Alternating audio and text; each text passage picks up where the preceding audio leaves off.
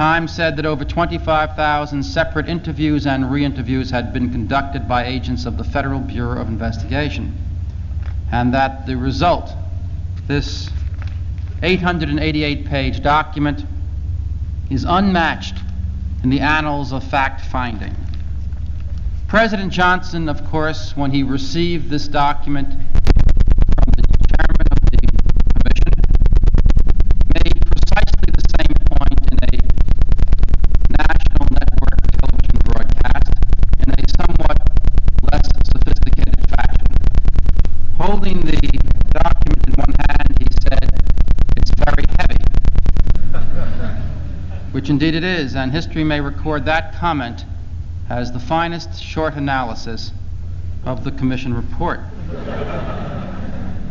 For although it is 888 pages, and now that 26 volumes have been released by the Commission of some of the testimony taken before them, for of course all of the testimony has not been released, crucial and critical areas, the Commission states, have not been released and will not be released at the present time, but have been locked in the National Archives under lock and key to be seen by some future generation of Americans. Nevertheless, we now have some of the basic work which appeared before the Commission.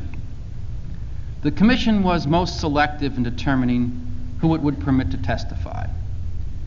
For example, you may recall reading of the first eyewitness to the assassination who received great coverage by the media. Her name is Mrs. Mary Mormon. She was standing alongside of the presidential limousine when the first shots were fired. She heard Jacqueline Kennedy speak to her wounded husband. The New York Times reported that Mary Mormon was a key witness. Mary Mormon was secured by CBS on the very day that the Commission reported. On the day that it was released, CBS had a nationwide network television broadcast called The 26 Witnesses Before the Warren Commission, and there was Mary Mormon speaking to the American people about that which she had seen on November 22nd in Dallas. Technically, however, she should not have been classified by the CBS network as one of the 26 witnesses before the Commission who they presented, because she never testified before the Commission. She never testified before the Commission because the Commission never called her, although she was discovered by all the media in America on the day of the assassination and by CBS the day the report was released. Perhaps the most revealing portion of the Commission report is Appendix number 5, the list of witnesses, starting on page 483. If you do not have a copy of the Warren Commission report, let me urge you to purchase one and to read it cover to cover, for it is one of the most important and remarkable documents ever produced by the United States government during our lifetime. And its most revealing aspect, perhaps, is the list of witnesses, or enlisting the 552 witnesses who testified, or from whom they took statements, or from whom they secured affidavits or depositions. One discovers that the most important witnesses to the assassination of President Kennedy were never permitted to testify before the Commission, and the most important witnesses to the murder of Patrolman Tippit were not permitted before the Commission. There were, for example, this is a rough approximation of the scene in Dallas.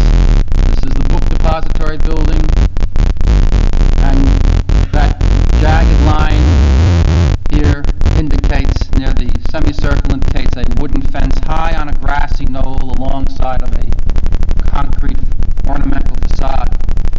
Standing on that grassy knoll were 4 women. One of them was a staff writer for the Dallas Morning News. They said, "We heard the shots." They wrote an article which appeared in the Dallas Morning News on November 23rd. They were standing as close to the wooden fence in terms of being in front of it as almost anyone else that day when the shots were fired. And they said, "We heard the shots. They all came from behind us, from behind that wooden fence and a little to our right." It was a horrible, ear-shattering sound. They wrote that article in the Dallas Morning News on November 23rd. It was published. The Warren Commission never called the author of that article Mary Woodward, nor did they call her 3 colleagues who she identified by name as standing alongside of her and all agreeing that the shots came from behind the wooden fence. Standing in front of the book depository building was the vice president of that firm, O.V. Campbell, who has been quoted extensively as saying, he said to our investigators and he said to newspapers and was so published in every major newspaper in America, he said this on television and radio as well at the time, I was standing under the very window where they say Oswald poked the rifle out and fired, but it's not true because the shots did not come from our building at all. I heard the shots, he said, they came from behind that wooden fence on the grassy knoll, and so I ran there to see if I could find the snipers who shot at our president. Well, the commission did stumble across a batch of witnesses who testified that the shots came from behind the wooden fence. They could not help that, because in calling anyone who had any relationship with the assassination in terms of what they viewed any aspect of it, they all testified as to where they thought the shots came from, and the vast majority of witnesses before the commission, even those who they called after being quite selective in determining who to call, the vast majority of eyewitnesses all agreed that the shots came from behind that wooden fence. But if you read the Warren Commission report, you will have no inkling that there is such testimony adduced by the Commission. The Warren Commission report is, and this is a statement that I never made until having before me the 26 volumes which were just released by the government very recently. The Warren Commission report is a fraud from the first page to the last page. Nothing in the Warren Commission report in terms of its basic presentation of what took place in Dallas on November 22nd even slightly resembles the testimony which the Commission itself took. In every single area, the testimony proves that the conclusions reached by the Commission are contrary to the evidence which they secured. And the Commission reaches these conclusions only by suppressing the basic evidence in its report, by distorting other evidence, or by taking so completely out of context certain testimony as to render it totally inconsistent and in fact contradictory with the intention of the witness in each case. Now, there have been a number of problems confronting the Commission. First of all, there is the police officer who found the weapon on the 6th floor of the book depository building and said, the weapon I found, he said in the affidavit which he signed on November 23rd, the following day, the weapon which I found is a German Mauser 7.65 millimeters. Now, inasmuch as the Commission insists that the assassination weapon is an Italian carbine caliber 6.5, it raises some basic questions.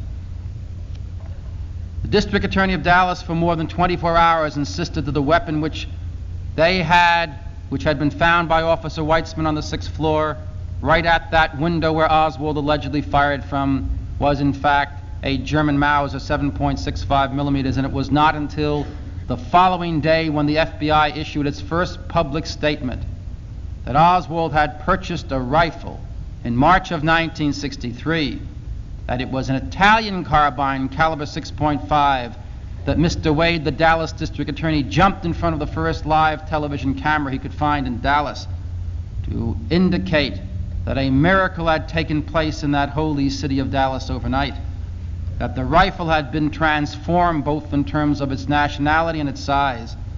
And by November 23rd, it was no longer German, it was Italian, it was no longer a Mauser, it was now a carbine, it was no longer caliber 7.65, but 6.5. When I testified before the Commission, I asked if I might see the alleged murder weapon, and I picked it up, and it said on it, in large, clear letters, "Made in Italy, caliber 6.5. How then could an officer sign an affidavit describing it as an entirely different weapon? Well, one of the members of the Commission, Gerald R. Ford, sold an article to Life magazine, which they published on October 6th of this year, in which he sought to deal with this discrepancy. Congressman Ford said The reason it was called a Mauser is that there was a reporter who was facing an immediate deadline, and he asked an officer standing nearby what he thought the rifle might be, and he said it might be a German Mauser. That explanation by Congressman Ford is a false explanation. Congressman Ford, a member of the Warren Commission, knew that that explanation was false. That is, he did if he read the Warren Commission report, which he signed.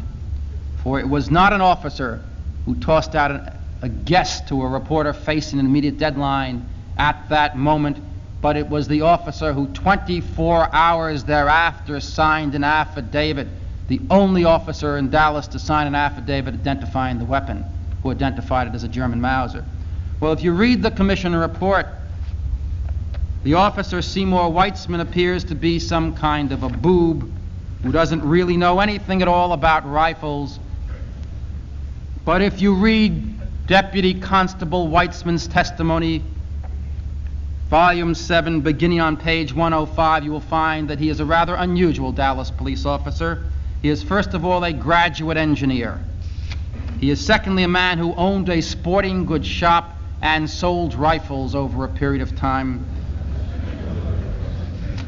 And he is further a man who stands by his original identification of the weapon, and none of that is obvious or apparent from the statements in the Commission report. Beyond that, Constable Weitzman, since he was brought there about the rifle, decided he wanted to blurt out some more information, which the Commission attorney of this city, Joseph Ball, seemed reluctant to accept. Weitzman said, "When I heard the shots, I ran from Maine and Houston up that grassy knoll, and I climbed over the fence toward where the shots came from. When I got there," he said, "it was overcome with Dallas police officers, Secret Service agents, and FBI agents, all of whom were back there looking for the assassins." And he said, "I found a railroad yardman back there, and I asked him if he knew where the shots came from. And he said, yes, they came from right back here. The noise came from the shrubbery right at the fence." And then Weitzman said, "I asked him if he saw anything back there, and he said, yes, just after the shots were fired at the president, quote, I thought I saw somebody throw something into the bushes there," close quote. Well, you would think that Mr. Ball, this distinguished attorney who was so deeply interested in securing the facts, would then say, what was the name of the railroad yardman? What did he look like? Give us his identification. We want to call this man who may turn out to be the most important witness in the case. But as soon as Deputy Constable Weitzman said he heard the shots come from there and said he saw someone throw something into the bushes, this is the next statement made by Mr. Ball. I think that is all. That is enough testimony, and that was the end of Seymour Weitzman's testimony before the Warren Commission. And page after page after page of the 26 volumes reveals a similar interest on behalf of the members of the Commission and those who function as counsel for the Commission to secure all of the facts. If the shots came from the area near that triple overpass high up on the grassy knoll, and this is the testimony before the Commission, not only did the majority of the persons say that the shots came from there according to their hearing, 3 witnesses testified, including one who was standing on the overpass, that he saw smoke come, wisps of smoke come from behind the bushes, just as the shots were fired. S.M. Holland, standing over there, a railroad supervisor, said, I heard the shots come and I saw whiffs of smoke come from behind the trees and bushes. 3 persons testified they saw smoke, in addition to the scores who said the shots came from there. And 2 testified that as soon as they arrived on the scene, they smelled gunpowder behind that wooden fence. And Senator Ralph Yarborough, who was in the motorcade, said as he drove past that spot, he smelled gunpowder, and he so stated to the Commission. The Commission states, quote, "There is no credible evidence whatsoever to indicate that the shots came from anywhere other than the book depository building." That is the Commission's conclusion, without in their report presenting the testimony of a single person of the majority who said the shots came from behind the wooden fence. Well, one can tell by examining the wounds, can one not, where the shots came from, if you know when the shots were fired and where the limousine was in the direction the President was facing when the shots were fired. So let's start that way. November 22nd, after the President died, a press conference was held in the Parkland Memorial Hospital. Dr. Malcolm Perry, who performed the tracheotomy on the President's throat, said, "The wound in the President's throat was an entrance wound. The bullet entered from the front and ranged downward into the chest." Dr. Kemp Clark, the physician who pronounced the President dead, said the wound at the throat was an entrance wound. It entered at the throat, ranged downward into the chest, and did not exit. And Dr. Robert N. McClelland, senior physician at the hospital, said at press conferences carried live on television and radio, published in the press the following day, said, "You know, down here in Dallas, we have an opportunity to examine bullet wounds every single day. But as a result, we know the difference between entrance wounds and exit wounds, and the wound in the President's throat certainly appeared to be an entrance wound." Well, armed with the information that the President was shot from the front and from above, and armed with the preconceived verdict that Oswald was on the 6th floor of the book depository building and therefore was the lone assassin, the FBI and the Dallas police said the limousine was there, facing the book depository building, and Oswald fired down. Now, the problem with that story is that it is totally false. That's one of the problems. The most serious problem is that it is demonstrably false. But at that time, Henry Wade, the Dallas district attorney, during the first week when the FBI, Secret Service, and Dallas police insisted that the limousine was there, when the New York Times quoted those authorities as saying Oswald fired out of the book depository building as the car came up on Houston Street, swung his rifle in an arc of almost 180 degrees, and then fired down Elm, and then fired again down Elm. At that time, District Attorney Henry Wade said, "We have found in Oswald's possession a map of the book depository building and the whole area. Oswald circled the book depository building and drew a dotted line down Houston Street in his own handwriting, showing the trajectory which he had planned." The problem with the story that the car was on Houston Street is that there are a number of distinguished witnesses who say it is not true, that the car in fact was there on Elm Street before the first shot was fired. Among those witnesses are Jacqueline Kennedy, Governor Connolly, Mrs. Connolly, and the films that were taken at the time showing that the car was there on Elm Street. Well, the FBI and the Dallas police are nothing in this case if not flexible. And therefore, the car was placed on Elm Street where it actually was when the shots were fired, and now we're taking the second approach of the government to how it was accomplished. Placing the car on Elm Street where it actually was when the first shot was fired, however, poses two new additional problems. Number one, what about the map where Oswald had drawn the dotted line showing he planned to fire down Houston Street? New York Times, November 27th, 1963. The Dallas authorities said today there never was any such map. Any reference to it was a mistake. Close quote. That takes care of the map. However, there is another problem. How did Oswald shoot the President from the front, from the back? The autopsy was performed at the Bethesda, Maryland hospital by a Marine commander, Dr. J.J. Humes. It was performed from 8 p.m. to 11 p.m. on November 22nd. The results were made available in progress to agents of the Federal Bureau of Investigation, and as soon as it was concluded, according to the Warren Commission report.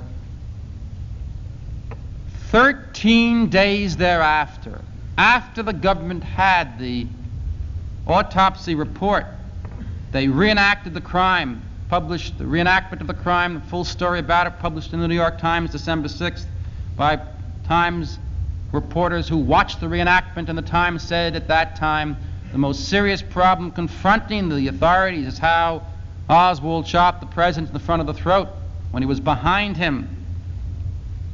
But, said the New York Times, the way that is being resolved is that the Secret Service agents and agents of the FBI who are reenacting the crime, as the car passes the area, turn completely to the rear, exposing their throat to the book depository building, and thus explain in that fashion the president had turned completely around, and therefore Oswald was able to fire a bullet in the front of his throat. Fortunately, however, for that story, a man by the name of Abraham Zabruta, who was there on that grassy knoll, who testified before the commission that the shots came from over his head, from behind the wooden fence, although that testimony, of course, is not presented by the commission in the report. He stated that he had taken motion picture films, of course, which we've all seen, published in Life magazine, stills of them. And those films show that the president was looking to the front and half right, directly at the wooden fence when the first bullet entered his throat. But, said the New York Times on December 6th, the autopsy report, the preliminary working notes, the work products of what Dr. J.J. Humes did on November 22nd will be the best answer to the angle of entry of the bullet.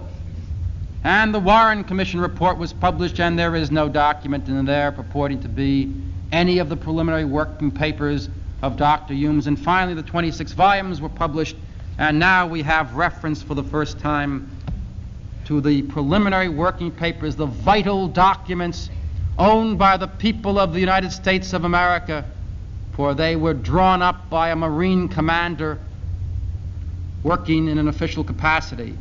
And now we're going to find out something about those vital preliminary working papers. Here they are. Volume 17, page 48 of the Warren Commission report, Commission Exhibit number 397, on the stationer of the United States Naval Medical School, National Naval Medical Center, Bethesda, Maryland, 24th of November, 1963, certificate. I, J. James Humes, certified that I have destroyed by burning certain preliminary draft notes relating to the autopsy I conducted on President Kennedy.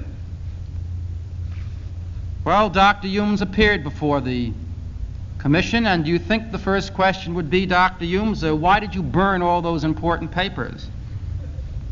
Well, that was not the first question, nor the last, nor any in between. Dr. Humes was never asked that question when he testified before the commission, almost as if the members of the commission understood.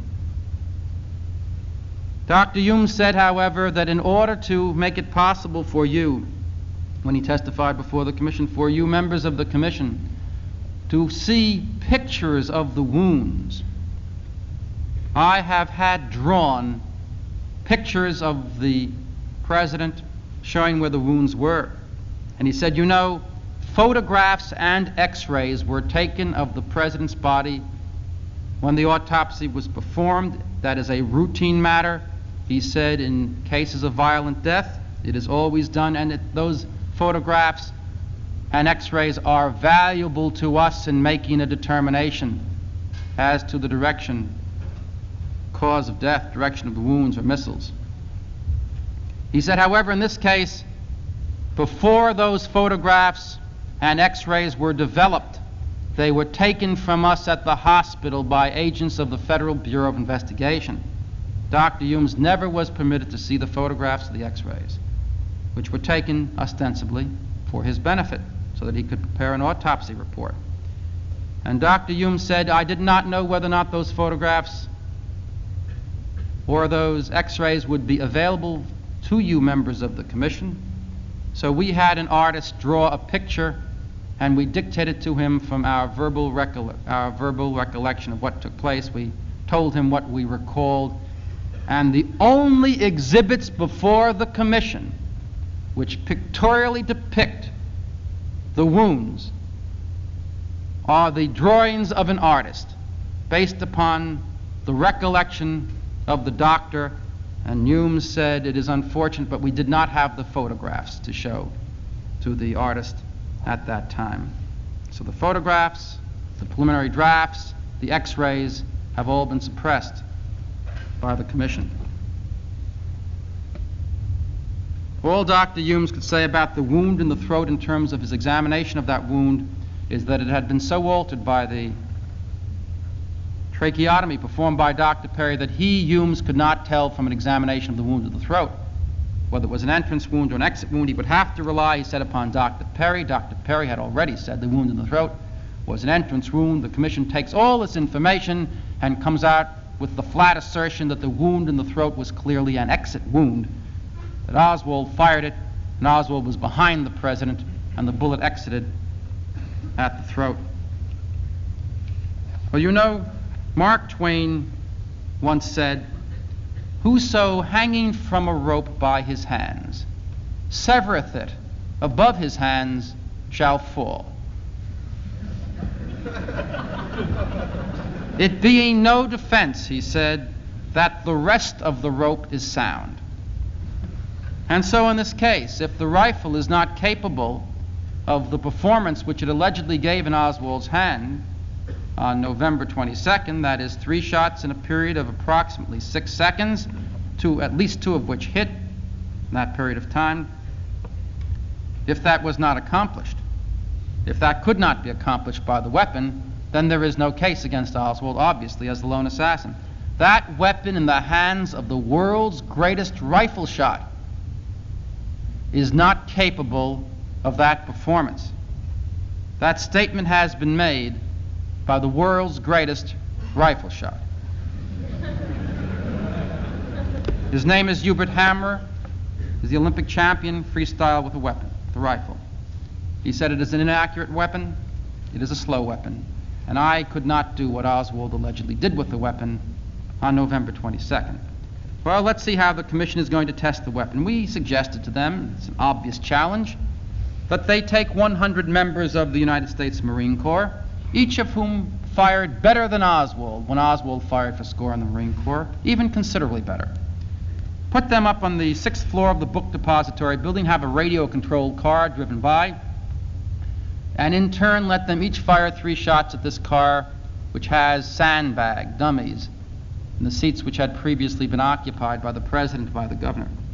And if one of them can fire 2 out of 3 accurate shots, if one of the 100 can do it, we will concede, as all reasonable persons must, that it proves it is possible. It proves that the weapon is capable. If even 1 out of 100, if just 1 out of 100 did it, there still is a question of how likely it is, perhaps, but it certainly proves it is possible.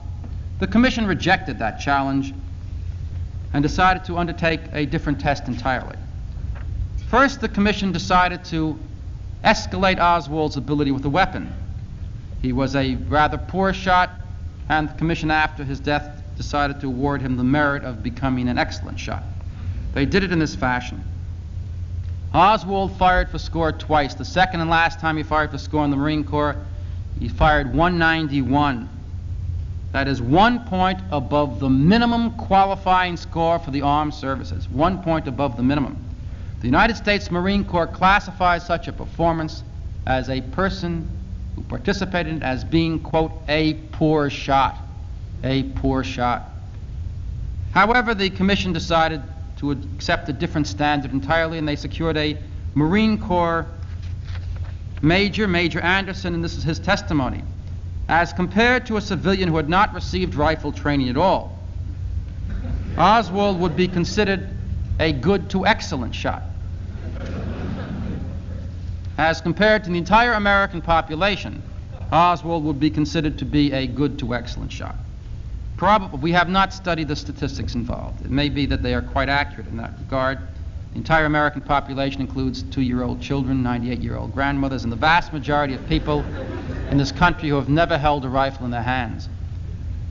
However, when compared to those who have gone through the armed services and have had minimum training with a weapon, Oswald is a poor shot, was a poor shot, and the commission seeks to escalate his ability in this fashion, which I think one can safely say is a dishonest exercise on their behalf.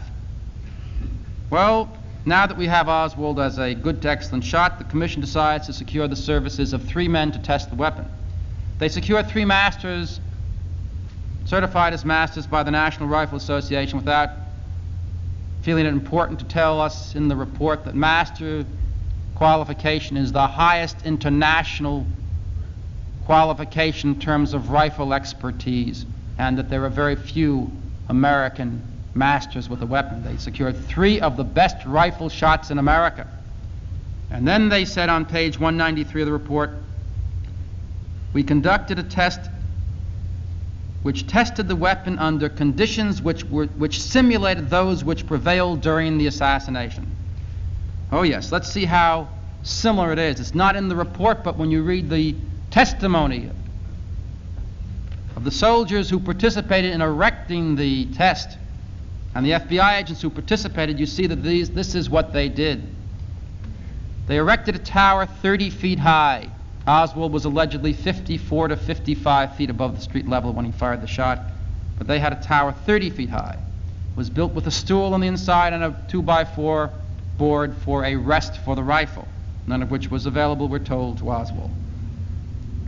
They permitted these experts to fire at 3 stationary targets, each of which was approximately twice the size of a target which would be available from one on the 6th floor of the book depository building if the president were sitting back against the seat as he was, from an area just below his shoulders to the top of his head. The targets these 3 masters fired at were each at least twice as large as that target. And they were not moving targets. They were stationary targets. 3 separate stationary targets. And the commission states, quote, the marksmen took as much time as they wanted for the first target, as much time as they wanted. There are trees over there, and the commission reported that it was impossible to see the presidential limousine as it went beyond the trees until it passed the tree area from the book depository building, and the films show revealed the commission report that Oswald fired that first shot before the car had traveled for 0.8 of a second beyond the trees. In other words, Oswald had less than 0.8 of a second to fire the first shot. In this test, the marksmen are permitted all of the time they want for firing at the first large stationary target. The report shows that the marksmen missed, even under those circumstances, 5 of the total of 18 shots, which they attempted, all hitting the first target each time, 6 out of 6 shots. Let's remove that in terms of all the time that they had and deal with those where there was some rush, and even then they never really equaled Oswald's expertise or speed. But in terms of the 2 targets, which were not moving, but at least they had to move their rifles somewhat to fire at those stationary targets, they struck the targets 7 times. They missed the targets 5 times. And the commission says this test, which is comparable to the conditions which existed on November 22nd, proves that Oswald could and did fire as the commission alleges he did. That test is a fraudulent test. It is so totally unrelated to the conditions which allegedly existed on November 22nd to render it as totally useless, and for the commission to utilize it as proof that Oswald, in fact, was able to utilize the weapon in that fashion is to participate in deceit. Perhaps one of the most amazing aspects of the case deals with why Oswald was arrested in the first place, why his description was sent out. Oswald's description was dispatched as follows: a man who was slender, white,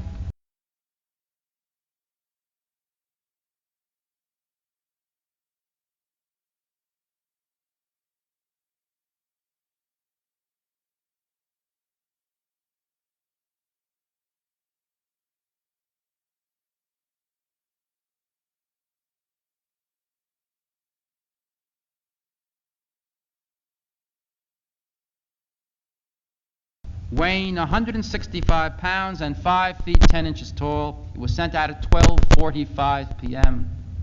by the Dallas police 15 minutes after the assassination. The commission concedes that is so on page 144 of the report.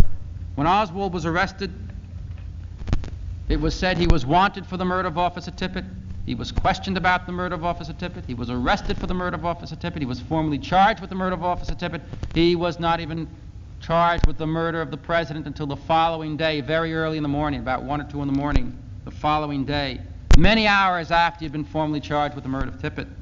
The reason for that, the district attorney told us, the chief of homicide told us, and the Dallas chief of police told us, was because he was not wanted, sought, nor arrested for the murder of the president, but solely for the murder of Tippit. So Oswald's description was sent out at 12:45 p.m. in connection with the murder of Officer Tippit, but Officer Tippit was not shot until 1:15 or 1:16 p.m. Oswald was wanted for the murder of Officer Tippit 30 to 31 minutes before Tippit was shot. That raises a substantial question.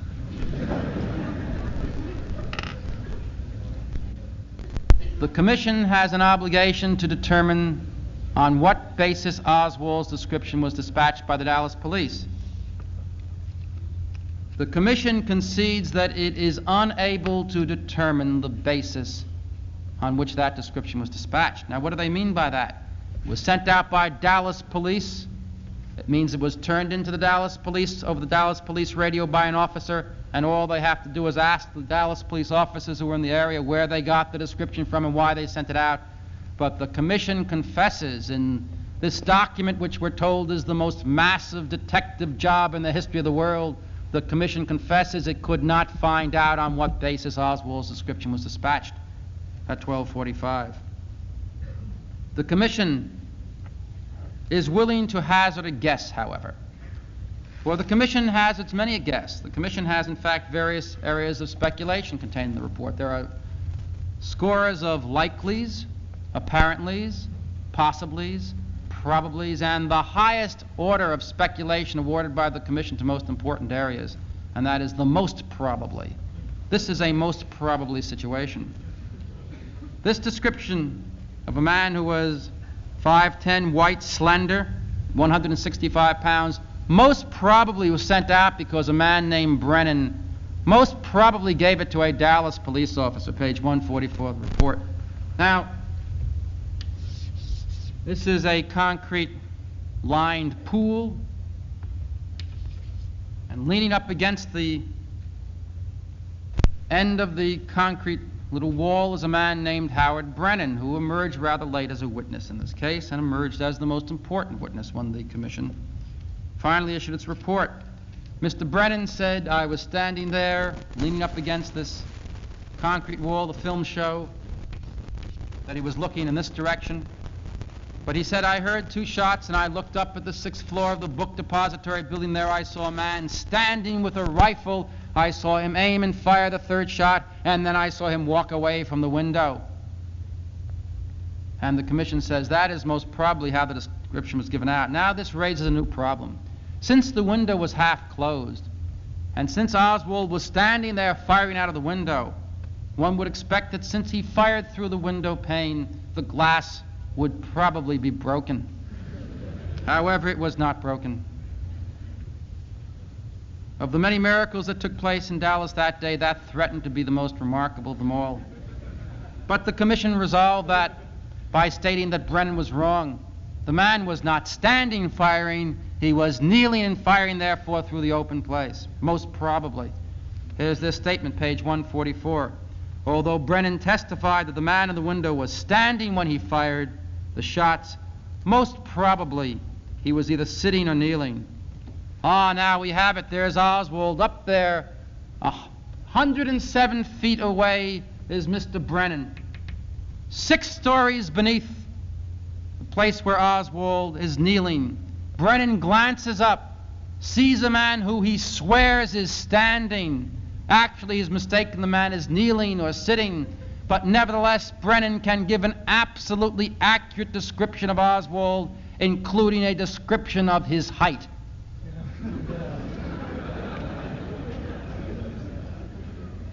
How does the commission handle that? They handle it with one pithy statement, quote, 145 of the report, Brennan could have seen enough of the body of a kneeling or squatting person to estimate his height, close quote. Well, Brennan is taken to the Dallas police station to participate in a lineup to see if he can pick out the man. And there is Oswald in the lineup. Now, we know how the Dallas police lineups are conducted. We know because we read the testimony of William Whaley, who was a Dallas taxi driver who said, I was taken to the lineup. He said, you know, they said, did you identify Oswald? He said, I sure did. He said, you know, I could have identified Oswald with my eyes closed. The attorney said, literally with your eyes closed? And he said, yes. He said, well, how could you identify anyone in the lineup with your eyes closed? He said, he was standing on one side, handcuffed, wearing a white T-shirt, and there on the other side were, quote, 5 young teenagers, all handcuffed together, and there was Oswald saying, you call this a fair lineup? This is not a fair lineup.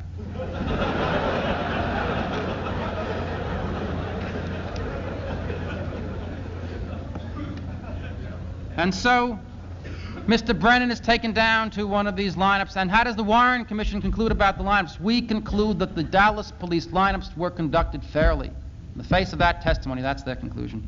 Well, they take Brennan down to lineup. Page 145, Brennan was unable to make a positive identification of Oswald as the man who fired on November 22nd. He was unable to. But then he was questioned by the Dallas police and by the FBI, and after about 3 weeks passed by, Mr. Brennan was taken to the office of the FBI, and the commission states that on December 17th, Brennan then said he was then able to say the man who fired was Oswald. However, on January 7th, he went back to the FBI and said, I cannot say it was Oswald. The commission concludes on page 250 of its report, 105 pages after that explanation of what took place in the police lineup and thereafter, quote, one witness, Howard L. Brennan, made a positive identification of Oswald as being the person at the window. That's the commission's conclusion. Reference to Mr. Brennan. Well, the question still remains as to why Oswald's description was dispatched and how it was dispatched, and if you are disinclined to believe that it was Brennan who, under those circumstances, was able to give such a description, then one must wonder why his description was dispatched in connection with the murder of an officer before the murder took place. Well, the commission takes the position that Oswald carried into the book depository building a rifle wrapped up in brown paper. In fact, the commission has a section that is known that Oswald allegedly said that he had curtain rods in that small, thin package, which the witnesses say he carried, and the commission deals with that under one heading and then deals with the package as they see it under another heading, and the subdivisions, I think, could be used as alternative titles for an Agatha Christie murder mystery. They're called, quote, The Curtain Rod Story or The Long and Bulky Package. First, let's deal with the curtain rod story. Curtain rod story says the commission started when Oswald asked Wesley Frazier to drive him, Oswald, back to his home in Irving, Texas, the day before the assassination. He said, there's some curtain rods I want to pick up. They're in the garage, and the curtain rods in my room here in Dallas are broken. Subsequent investigation by persons who went into Oswald's room discovered that the curtain rods in his room were in fact broken, although that information does not appear in the commission report. Following day, Oswald called for Wesley Frazier. Frazier testified before the commission, and Frazier's in Irving, Texas. Frazier's sister, Mrs. Randall, answered the door, and she saw Oswald with a package in his hand. He then took the package and put it in the car. Frazier came out and drove him to work. Mrs. Randall was called before the commission, and Mrs. Randall was shown a package which contained the disassembled rifle. Now, unfortunately, and here we digress for a moment to deal with what might be called the brown paper sack story. Unfortunately, the brown paper sack which Oswald allegedly carried the weapon in to the book depository building in and was placed alongside of the shells when the officers arrived there and found it, unfortunately that sack was destroyed by the FBI laboratory. The commission report says, unfortunately, because as they tested it to see the fabric that it was made of, etc., they destroyed it in terms of its value as evidence. But the FBI laboratory, the Commission reports, was kind enough, under those circumstances, to fabricate an entirely different brown paper bag, which they certify is very similar to the one which they found on the floor. And it is that fabricated paper bag which the Commission records show was shown to the witnesses with the rifle disassembled and placed inside of it. Now, if that raises any question in your minds as to the origin of the original paper sack, let me add to them by telling you that the officer who found the shells on the 6th floor of the book depository building, and his name is Sergeant Gerald Lynn Hill of the Dallas Police Force, testified that he found the shells. Now, remember, the bag is within 3 feet of those shells.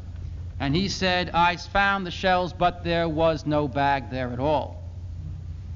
He said, the only sack I saw there was a little lunch sack with chicken bones. If there was a larger bag up there on the 6th floor, if it was there, I did not see it. Close quote, volume 7, page 65 of Sergeant Hill's testimony. Now, the brown paper little sack that had the chicken bones in it, you may recall that it was said originally that Oswald had a chicken lunch dined while awaiting the presidential limousine on November 22nd, finished the chicken lunch, put the bones in a bag, and left that behind. And Gordon Shanklin, the director of the FBI operation in Dallas, was quoted in the New York Times as saying, we have that bag and it has Oswald's fingerprints on it, and it's part of the important case against him. The man who ate the chicken for lunch is the assassin.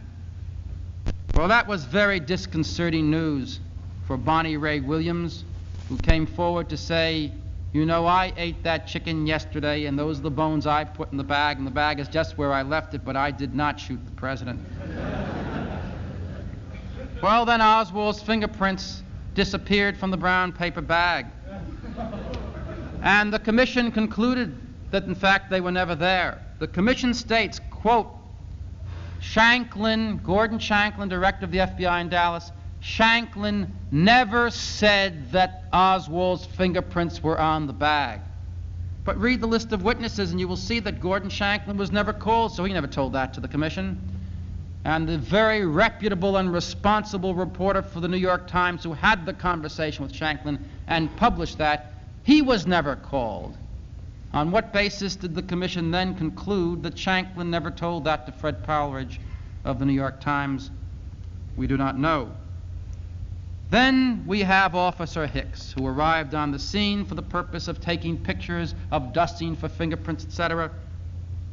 And he said, and you can see all the pictures in the exhibits. In fact, in the Commission report, there are pictures. There is the carton, there are the shells, there is the window, and there where the brown paper sack is supposed to be, there is a dotted line superimposed on the picture by the FBI saying, with an asterisk, this is where the brown paper sack was found.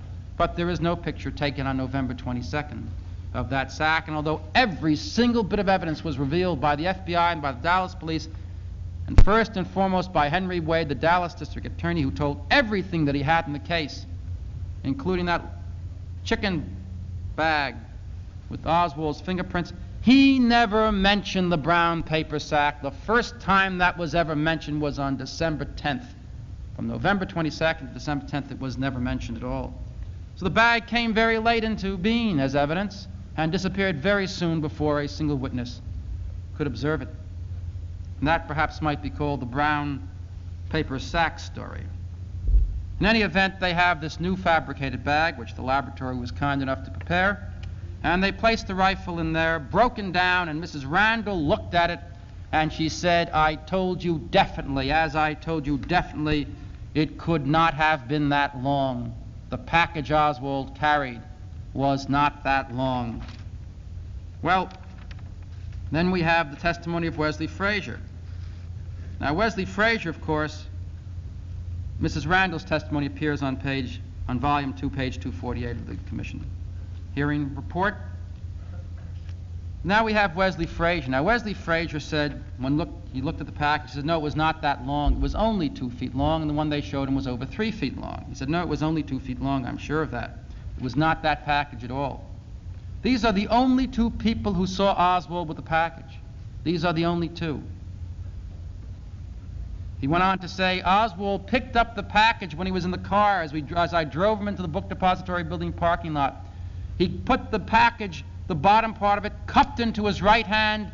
He tucked the other part under his arm, and with it someplace under his armpit, he walked down the street. In fact, he said, when I was behind him, I could not even see the package. It was such a small, thin package, I could not even see it when I was behind him. Counsel for the commission, Mr. Ball, said, pick up the package and hold it the way Oswald did. He said, well, I can't. The package is too big. Well, try. And so he picked up the package and cupped the bottom of it into his right hand, and the top of it came up to the top of his ear. He was unable to tuck it under his arm.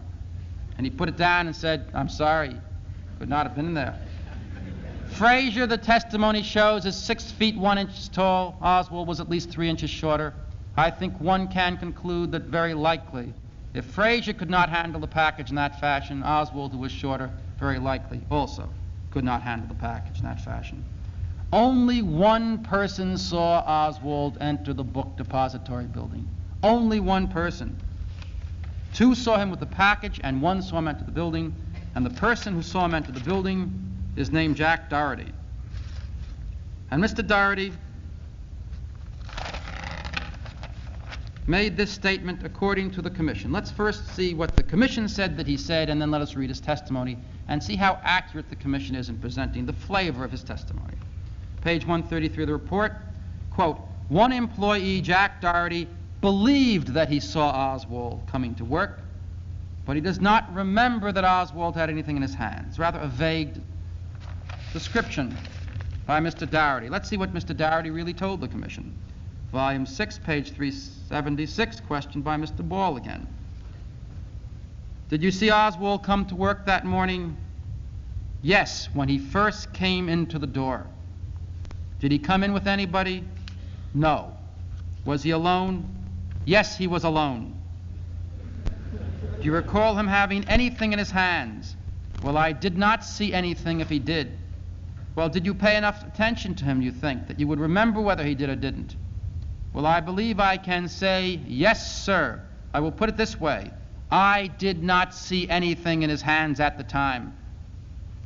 In other words, your memory is definite on that, is it? Yes, sir. In other words, you would say positively he had nothing in his hands. I would say that, yes, sir. Volume 6, page 377. I suggest that the commission's presentation of that testimony, that Doherty believed he saw Oswald coming to work, but does not remember that he had anything in his hands, hardly presents the positive assertions made by Mr. Doherty in reference to that area. But of course, the commission throughout continually takes matters out of context, or in fact refuses to raise the important context which the testimony was adduced. Now let's take the murder of Patrolman Tippett. Only one person saw Tippett killed and was able to come forward and say that is the man who did it. Only 2 persons saw the murder according to the commission. One is Domingo Benavides, but he said I could not identify anyone. In fact, he was not even taken to the Dallas police lineup to examine Oswald or anyone else because he said he could make no identification. That leaves Helen Louise Markham. Now, Mrs. Markham says that she saw the man do it. She was taken to the police station in a hysterical state. She passed out. She was taken to the Parkland Memorial Hospital where she was unconscious, taken from there to the police lineup, and there she picked out the number 2 man. At that time, they had reduced the lineup to 4, and that time thereafter, Oswald was the number 2 man in every single police lineup held that day, which is generally not accepted procedure and practice. Now we have Mr. Ball again questioning Mrs. Markham, volume 3, page 310. Now, you went into the room and you looked these people over, these 4 men? Yes, sir. Did you recognize anyone in the lineup? No, sir. You did not? Mr. Ball must have almost fallen off his chair at that point. Did you see anybody? I have asked you that question. Did you recognize anybody from their face? From their face? No. Did you identify anybody in these 4 people? I did not know anybody. I did not know nobody. It's a more positive assertion than the former. I know you didn't know anybody, but did anybody in that lineup look like anybody you had ever seen before? No. I had never seen none of them, none of these men. Not one of the 4, not one of them. Not one of all 4? No, sir. And now, the magic question. Was there a number 2 man there? Yes, number 2 is the one I picked. How did you recognize him? When I saw this man, I was not sure. But then I had cold chills just run all over me. Sounds like a rather mystic identification. Or else someone was at her back with a cold steel revolver. The commission concludes that Helen Markham is a reliable witness, and she is the sole witness to the murder of Officer Tippit who can make an identification, and the whole case against Oswald as the murder of Tippit rests upon Mrs. Markham's identification. And the commission concludes that is sufficient evidence to prove that Oswald indeed shot Officer Tippit. Now, when I read in the newspapers that Mrs. Markham said that the man said originally to the reporters for the Dallas Morning News and everyone else that the man who shot Tippit, she saw him, he was short, he was stocky, he had bushy hair, realizing that Oswald was medium height or a little taller, almost painfully thin, with thin, light-colored hair that was receding, it seemed to me that there was a difference in the description of the 2 men. In fact, there could not have been a greater difference. And so I called Mrs. Markham and had a long conversation with her, identifying myself, saying who I was, and she said, the man who killed Officer Tippit was short. He was short, she said, no question, he was short. I said, how about his build? Was he a little on the heavy side? Well, a little, she said, not too heavy, but a little bit heavy. How about his hair? Was it bushy? It was somewhat bushy. She said it was somewhat bushy. Now, this totally confirms the statement of Sergeant Hill, who said that he heard the description of Oswald, or of the man sent out after the Tippit killing, and he heard the description of the police radio, and it said it was a man with brown, bushy hair. And he so testified before the commission. Hill said he drove up to the scene, and a man came up to him, an eyewitness, and said, I just saw the man who did it, 5'8", gave a description, and said he had brown, bushy hair. So Mrs. Markham's statement is totally consistent with that which the authorities were saying at the beginning. But we now have this statement, and we now publish it widely as we could in this country, where the media refuses to discuss or permit a dialogue regarding the assassination. But it was widely discussed abroad, where there is much more interest in the assassination displayed by the media than in our own country. And I testified before the commission exactly to what Mrs. Markham had told me regarding the description of the man that she had seen. And they called Mrs. Markham, and Mrs. Markham denied that she, as the commission report reveals, denied that she had ever made such a comment to me. And then she went a little further. She denied that she ever had talked to me at all. And so the Chief Justice called me back from London, where I was lecturing, and asked me to return, and I came back, testify, and the Chief Justice called me back in order to say to the media, through me, my presence, Mr. Lane, we have every reason to doubt the truthfulness of your statement. They believed Mrs. Markham, this excellent witness, but they would not believe me. And I said, well, I can understand you're taking the position that you don't know who to believe in a conflict, but to say that you've resolved it, you believe her and not me, to accuse me of committing perjury for the commission is a more extreme statement than any Chief Justice probably has ever taken in the history of the United States about an attorney's testimony before him. But that was the statement. And I said, if you feel that way, I ask you to take my testimony. Take Mrs. Markham's testimony. Submit it to the United States Attorney's Office and have us both prosecuted for perjury. And I will be happy to allow any American jury to determine which one of us is telling the truth. They said, you seem somewhat confident. I said, yes, I have a tape recording of that conversation. Well, the commission said, let me tell you the law. It is against the law, first of all. I tell you parenthetically, it's against the law to make a recording without securing permission. I made it without securing permission, and to divulge it. It is not against the law to make it without permission. It is not against the law to divulge it without permission. It is against the law to make it and to divulge it. If the commission directed me to give them the recording, I would have given it to them, the divulgence would have been theirs, and no one would have committed a crime. But the commission refused to direct me to give them the recording. The commission said, will you give it to us voluntarily? I said, well, I can't under the circumstances. And they would not direct me to give it to them. And so they sent out a press release saying that Lane has this, but he refuses to give us the information. He says he has it. We don't even believe he has it. I went back to my office and I pondered that. I'm very concerned about not being prosecuted. Violation of a law, and I had not yet violated the law, but giving that recording to the commission would very likely be a violation of the law. I thought about what was at stake in this case personally, what was at stake in terms of the nation as well, and I mailed that recording voluntarily to the Warren Commission. With a letter to the Chief Justice, July 7th, saying, dear Mr. Chief Justice, you've said that you don't believe I have a recording. You don't believe my testimony. You now have the recording. Play it for Mrs. Mark, and of course she'll eventually admit, she must admit it's her voice on there. And then I would just like a letter from you saying that you no longer have any reason to doubt the truthfulness of my statement. I wasn't asking for an apology, merely a correction. July 7th. I've not yet received an answer from the Chief Justice or any member of the Commission. Well, they called Mrs. Markham back, though, on July 23rd, and she testified. I make reference to Volume 7, page 499. And they went over and over and over. Did you say you never had a conversation with Mr. Lane or anyone on the telephone, et cetera, et cetera, et cetera? And she kept on saying no. They repeated all the questions they'd asked her before. And he said, do you remember giving that testimony? She said, yes, I do, et cetera. I never talked to him. I never talked to him on the phone. I never talked to anyone like that. I never said that to anybody, et cetera, et cetera, et cetera.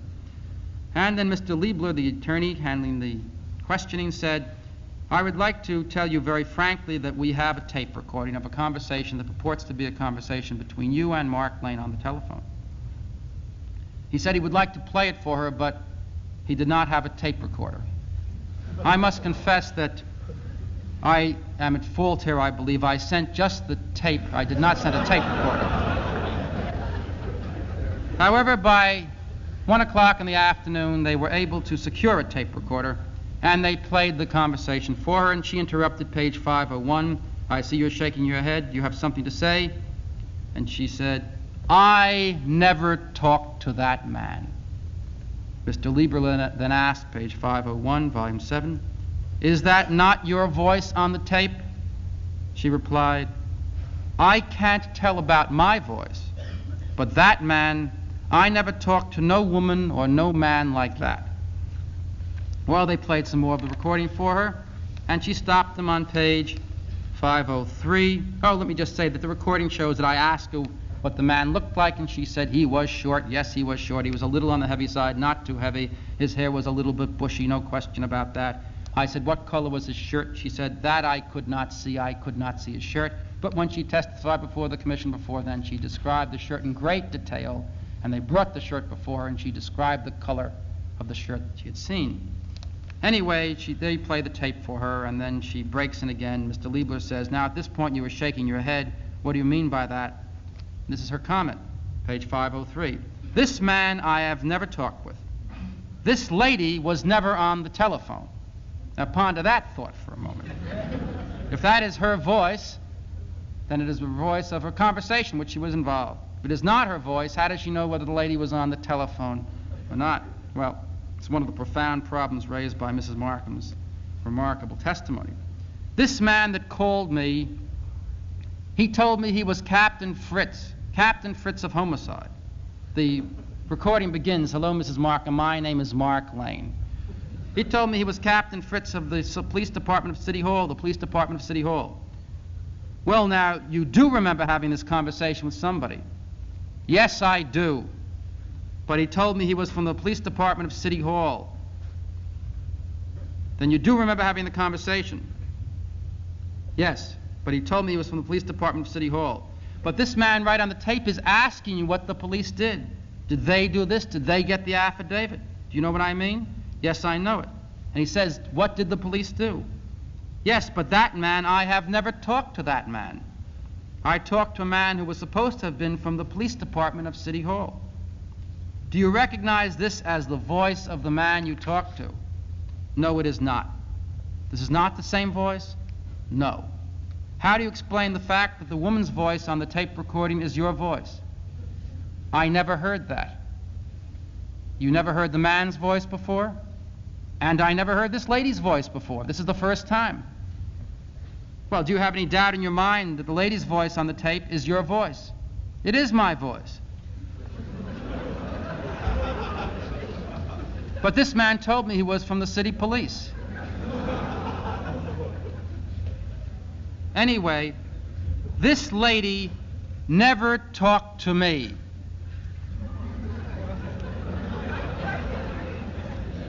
Which lady is that?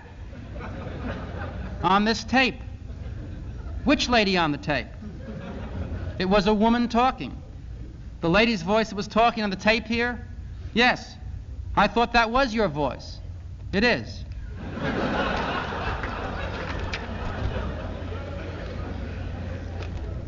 The commission concludes. None of this, of course, appears in the report, but in the 26 volumes, which probably no one will ever read. The commission, although I would say if this story got around, volume 7 will hit the bestseller list in America. The commission concludes, in the area of the identification of Oswald as the man who killed Officer Tippit, we conclude that Mrs. Markham is a reliable witness. Close quote.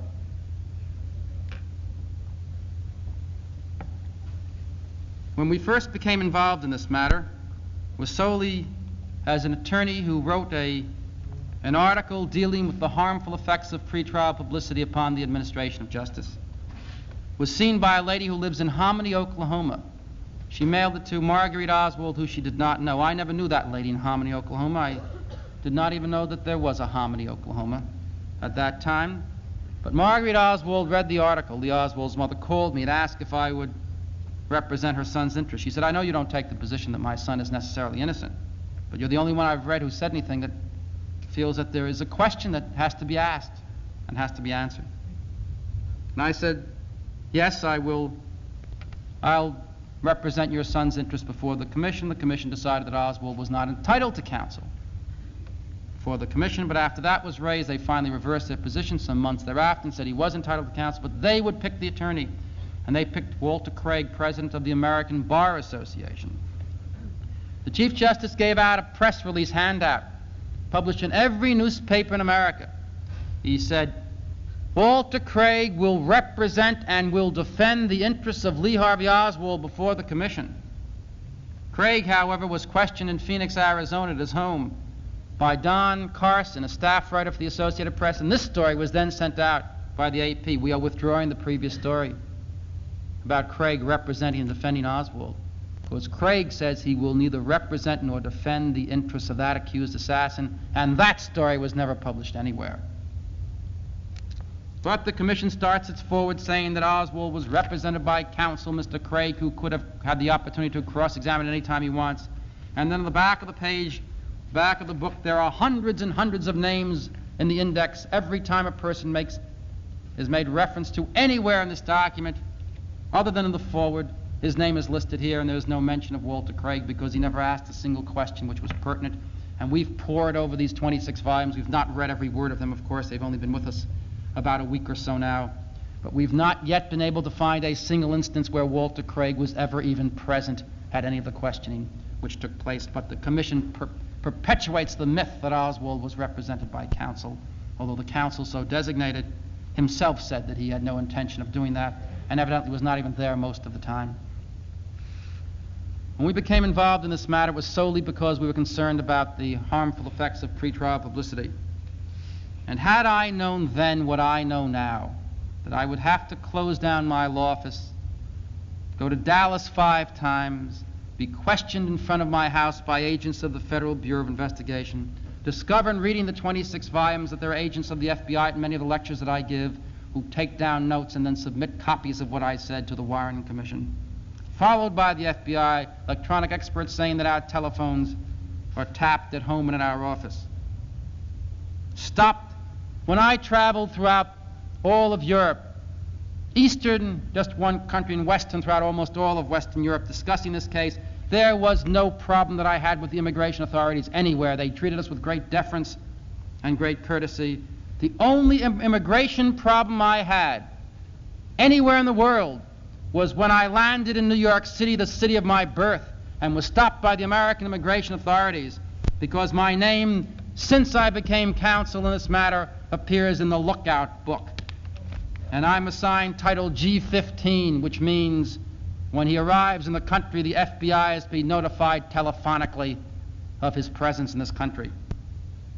Had I known at the outset that these were going to be the results, that the New York Post, the liberal publication, which hailed my election to the New York State Legislature 4 years ago as one of the greatest achievements of the Democratic Party in the history of New York State, if I knew that now they were going to say that Lane and Bertrand Russell are both extremists who insist that the Commission report is wrong, if I knew all of these things were going to transpire, I am not sure that I ever would have written that original article. But I can tell you this now, having come as far as we have come, and knowing now what is at stake in this matter, in terms of the total suppression of the facts by the Commission, the refusal of the media to permit that which is taking place in every single country of the world, with the exception of this our own country, a dialogue on what took place in Dallas on November 22nd. There has not been a single network radio or television program, now in more than a year, challenging any single aspect of the Warren Commission report or of the case against Oswald. Not one, and that cannot be said for any other country of the world other than the United States. Knowing now what is at stake here in terms of the position taken by the establishment in suppressing discussion and presenting a $1 million, 888-page tranquilizer to the American people, we are not going to leave this matter, neither am I nor those who have active with us in the Citizens Committee at various college campuses throughout America, or in various cities throughout America, until such time, no matter what the difficulties and no matter what the obstacles, until such time as the American people secure that to which we are entitled in a free, open, and democratic society, and that is some intelligible answers to the thus far unanswered questions of Dallas on November 22nd. Thank you.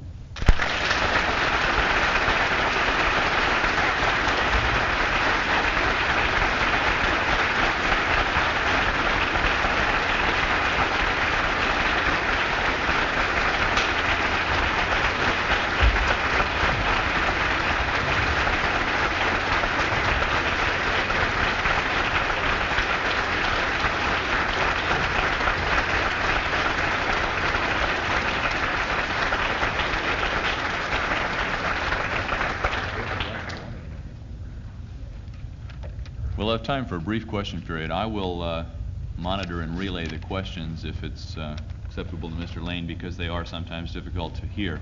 Before we do this, I'd like to make one announcement. We are, I should say not we, but the representatives of SLC and the Graduate Students Association will hold open hearings today and tomorrow in the old TV room on the A level of this building.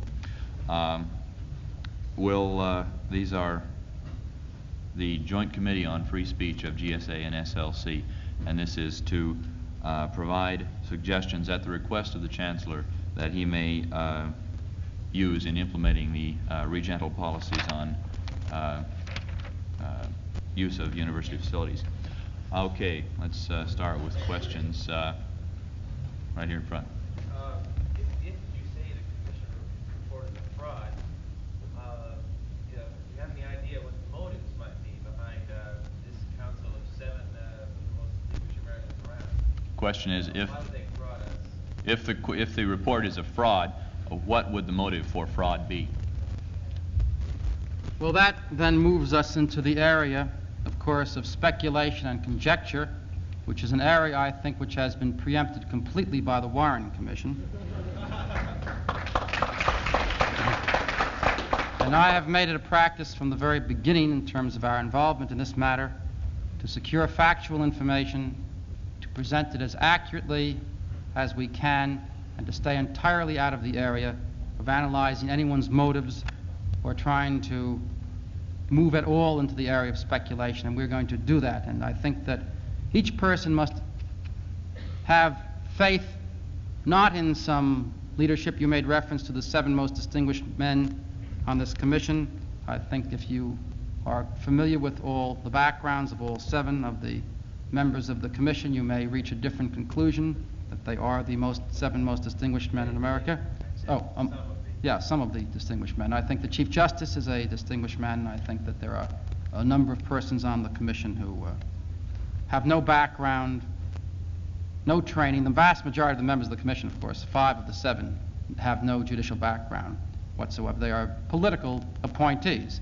One is the whip of the Democratic Party. The Democratic Party is represented by 2 Southern Democrats. You know, there's no Northern Democrat on the 7-man commission. In fact, the commission is made up of 5 Republicans and 2 Southern Democrats.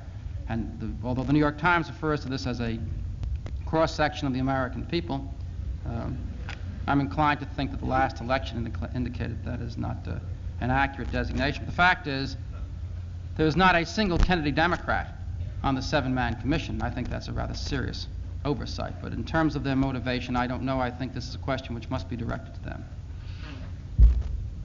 Yes, right here in the UCLA. Okay, you mentioned that 5 out of the 7 people in the commission had no political background. How many? Well, okay. All right, here in the second row. I was wondering, are any acoustical tests of any sort conducted concerning the possibility of the shot by a private Yeah, well, the question of the acoustics, have there been acoustical tests conducted to determine whether or not if a shot was fired from the book depository building, it might echo from behind there? No, there have not been. The commission declined a suggestion that such tests be conducted, unfortunately. We thought of doing this ourselves, but the idea of setting off any explosions in the Dallas area without the permission of the authorities under the circumstances was a risk which we decided not to undertake. But if you look at the area, of course, you can't see the height of the buildings from the crude drawing which I presented, but there are in the commission report some pictures of this general vicinity. There are huge buildings here, and that book depository building tower is 7 stories high, and these are even taller. After that, it's wide open country. It's grass, it's farmland. That wooden fence is only 4.5 feet high. The concrete facade is only about a little bit higher than that, and it is up on a little grassy knoll. It would seem very difficult to believe, although this is not my field, and we've not conducted the experiments which the commission should have conducted, but it seems doubtful that a shot fired from this large area, which forms an L of concrete and steel, would reverberate off of a very low wooden fence area. What attempts have been made to publish your findings and have them distributed widely and cheaply throughout the United States? Well, because the best way to publish our findings is to discuss them through the media, which is probably why it is not permitted for us to discuss these things on the media. In fact, the Les Crane show, which is, I think Mr. Crane calls himself Mr. Controversy, found this discussion much too controversial. Although Crane himself did want to have a discussion, he invited me to debate Melvin Belli on the program regarding the Warren Commission report, and the ABC TV legal department took the position that there could be no such debate. We have an invitation from Mr. Crane, but it was canceled by the legal department of ABC TV on the grounds that it was not permitted to have such a debate at this time. They suggested, however, that Les Crane arrange a different debate. Melvin Belli, a very able, flamboyant attorney, who has some knowledge of the case, was to debate instead Marguerite Oswald, the Oswald's mother. And that's the way the debate was carried on the Les Crane show. And I asked Mr. Crane why it was that that debate was permitted. He said, well, I'll tell you, we have a recording of Mr. Crane's explanation. He said, I'll tell you, Mark, the problem is that ABC TV legal department told me that they don't want you on. You have, you got the facts and the affidavits and the evidence, and they felt that that should not be presented. But what we are doing, we're writing a book which will be published in the spring, and hopefully there will be a documentary movie. I don't know where it will be shown, possibly on the college campuses, maybe even someplace else. When Oswald was captured on site, did he receive possession of the gun? I don't know whether or not Oswald did have a pistol in his possession when he was arrested. The only statements we have are from the police officers who arrested him. There were 14 persons in the theater when Oswald was arrested, who perhaps could have given, other than police officers, who perhaps could have given an answer to that question, but the commission refused to call them.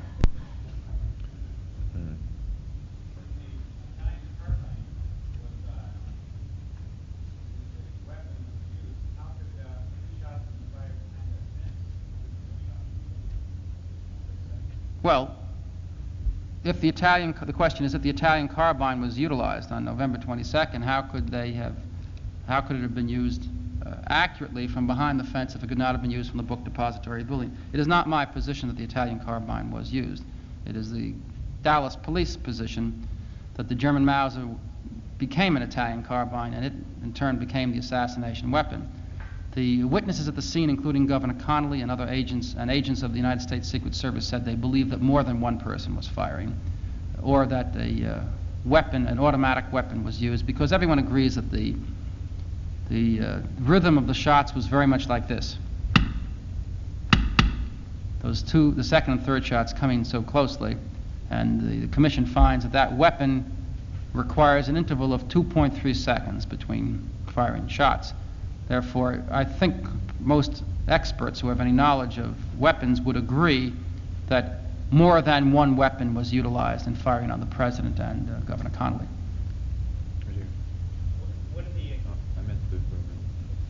Well, you partially answered my question. You had previously mentioned Governor Connolly's wound, and I found it, when I read it, it would be rather difficult for him to receive the wounds that he did with a bullet lodged in his thigh if he were shot from the front.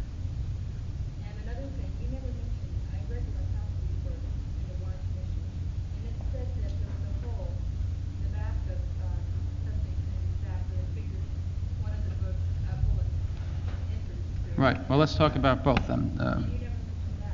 Yes. Well, there's a lot I haven't mentioned. There's an 888-page report. I'll repeat the question. You say that there are some things I have not mentioned, including the hole which the autopsy said was in the president's back, and the fact that if the bullet ended up in Governor Connolly's thigh, it very likely could not have been fired from the front. Well, there is much that I have not mentioned, of course. If I thought I could say it all in one lecture, I probably would not be writing a book about the case. And I think that many, many volumes will be required to give any serious analysis to the commission report. The commission took 888 pages to condense inaccurately the testimony before them, so there's a vast amount of number of areas that we have not commented upon at all, but I'll be happy to as the questions are raised. The wound in the president's back was one which was discovered rather late. Dr. Kemp Clark said he examined the president's back. He felt the entire back all the way up to the top of the neck. He's the doctor at the Parkland Hospital and did not discover any wound there at all. That wound was discovered only during the autopsy, and that may be a clue as to why it is impossible for anyone ever to secure a picture of the president or an x-ray. Now, while Dr. Clark said that the physicians at Parkland did not turn the president over so that his back was visible, he also said that he examined his back with his hand and felt no wound at all. Now, in terms of the bullet which struck Governor Connolly, this raises some very serious questions. We know one bullet struck the concrete. We know that one bullet struck the president. We know one bullet struck the governor, and we know another bullet struck the president. That's 4 bullets. No matter how you count it, that's 4 bullets. The commission, however, is faced with the serious dilemma of explaining those 4 bullets and also explaining that only 3 shots were fired, since the rifle is physically incapable of discharging 4 shots even without aiming in a period of 6 seconds. So the commission reaches this conclusion, that the bullet which was fired by Oswald from behind struck the president in the back, exited through the throat, and went on to hit Governor Connolly. In other words, that one bullet was pressed into service for double duty that day, explaining how there could be 4 wounds, including one in the curb, or 3 wounds and a mark on the curb, and still only 3 shots fired. This raises, however, some very serious questions. First of all, the ballistics report released by the FBI December 17th stated that the 2 bullets which hit the president came from Oswald's rifle, but the 1 bullet which hit the governor was so badly smashed they could never tell its origin. Now we find out that one of the bullets which hit the president went through him and hit the governor.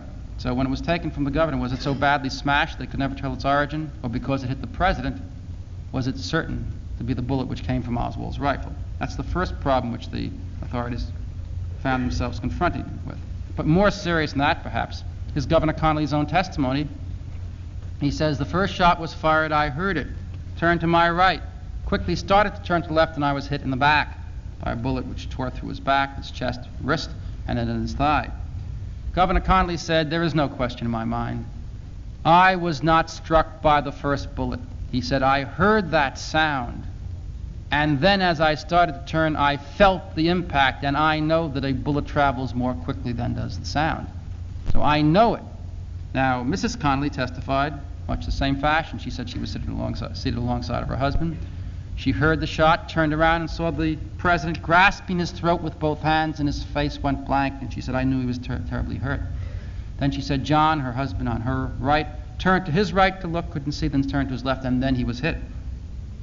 In other words, the bullet struck the president in the back, emerged from the throat, and held there in midair for approximately 1.5 seconds while the governor turned first to the right and then to the left and proceeded on through him, according to the commission report.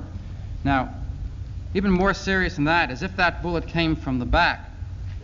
According to the FBI analysis of the frames, there are a whole series of frames taken from that motion picture, and each frame takes an 1/18 of a second, according to the commission. So there are 18 frames per second, and the very last time that the bullet could have struck the president, the very last time the bullet could have struck the president would be at the most 1.5 seconds after the first bullet hit the president, according to the commission and according to the FBI. In other words, if the bullet which hit the governor is not the same bullet which hit the president, and it was fired at the most 1.5 seconds after the bullet was fired which hit the president, then there had to be another assassin involved, even if Oswald was one of them, and there's no evidence that he was at all involved. But even if he was, there would have to be another one, because the commission finds it takes 2.3 seconds to get off a shot. So the whole commission case rests upon the fact that the bullet which hit the president went through the president and hit the governor, and that is contradicted first by the FBI's own analysis of the ballistics. Secondly, it is contradicted by Governor Connolly's statement. Thirdly, it is contradicted by Mrs. Connolly's statement.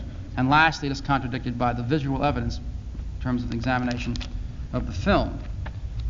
Therefore, it seems to me somewhat disingenuous for the commission, knowing that their whole case is predicated upon the fact that Governor Connolly is wrong, Mrs. Connolly is wrong, and the film is wrong, to state in conclusion number 3, quote, "Although it is not necessary to any essential findings of the commission to determine just which shot hit Governor Connolly," there's very persuasive evidence that it was the same one which hit the president, they go on to say.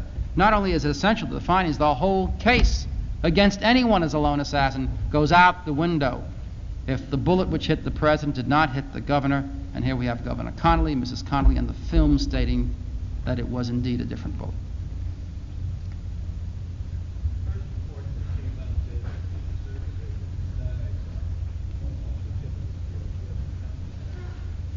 The first report that came out was that a Secret Service agent was killed besides Officer Tippett. There was, of course, inaccurate reporting during the chaos which took place there, and I don't rely upon any newspaper accounts other than the quotations of the authorities who made those comments to very reputable reporters, to more than one reporter, or who made them on radio and television where we can hear them and see them actually saying it. And it could have been just an error. I don't know. I know there was the first statement that a Secret Service agent was killed. It was a difficult area for us to investigate. All we can do is write a letter to the Secret Service and ask them, and I'm not sure that would bring about the factual answer. I think we'll take 2 more questions.